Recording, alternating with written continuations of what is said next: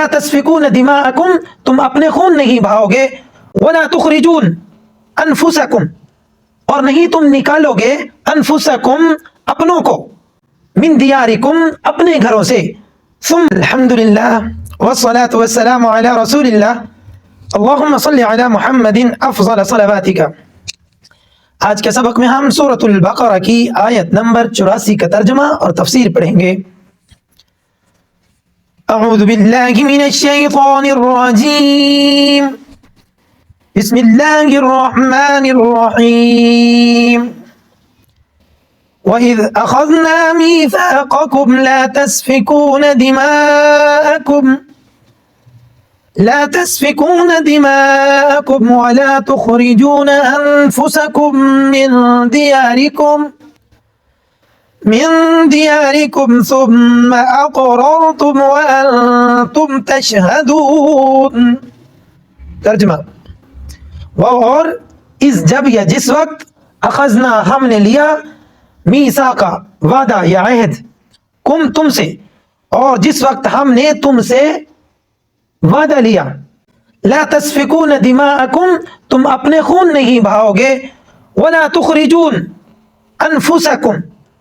اور نہیں تم نکالو گے انفسکم اپنوں کو،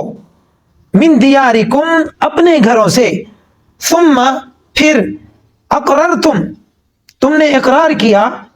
وانتم اور تم ہو تشہدون گواہ۔ اس آیت مبارکہ سے اللہ رب العزت یہود کی ایک اور وعدہ خلافی کو بیان فرما رہے ہیں۔ اس آیت کا شان نزول یہ ہے کہ مدینہ منورہ کے اندر کفار کے دو گروہ آباد تھے، اوس اور خزرج، اور اسی طرح یہودیوں کے بھی دو قبائل جو ہے وہ بڑے وہ آباد تھے، بنو قریظہ اور بنو نذیر۔ تو اوس اور خزرج جو ہیں ان کی ہمیشہ آپس میں چپکلش، لڑائی جھگڑا، دنگا فساد، جنگ و قتال یہ چلتا رہتا تھا۔ اب اوس اور خزرج چونکہ آپس میں ایک دوسرے کے دشمن تھے، تو یہ یہودیوں کے جو دو قبیلے ہیں بنو قریظہ اور بنو نذیر، بنو قریظہ ہمیشہ لڑائی میں اوس کے ساتھ ہوتے اور بنو نذیر ہمیشہ لڑائی میں خزرج کے ساتھ ہوتے۔ تو اس طرح یہ یہودی جو ہیں جب بھی اوس اور خزرج کی لڑائی ہوتی تو بنو قریظہ اور بنو نذیر بھی آپس میں ان کے حلیف ہونے کی وجہ سے آپس میں لڑتے، اور اسی طرح جنگ و جدل اور قتال ہوتا اور لڑائی جھگڑا اور دنگا فساد ہوتا۔ تو اللہ رب العزت نے ان کی اسی لڑائی جھگڑے کو قرآن مجید کے اندر بیان فرما دیا کہ وَإِذْ أَخَذْنَا مِيثَاقَكُمْ، اور جس وقت ہم نے تم سے وعدہ لیا، کہ اللہ رب العزت نے تورات کے اندر ان سے وعدہ لیا تھا یہودیوں سے کہ لا تسفکون دماءکم، کہ تم اپنوں کے خون نہیں بہاؤ گے، یعنی آپس میں ایک دوسرے کا خون نہیں بہاؤ گے، ولا تخرجون انفسکم من دیارکم، اور نہ ہی اپنوں کو اپنے گھروں سے نکالو گے۔ یعنی جو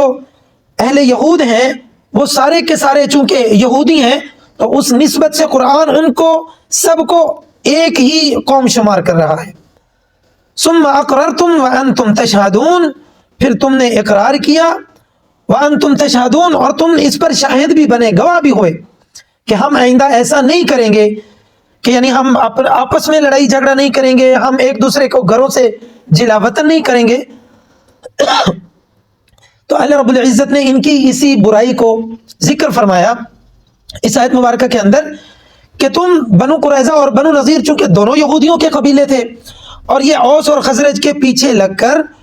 ان کی لڑائی میں آ کر پھر یہ بھی آپس میں ایک دوسرے کے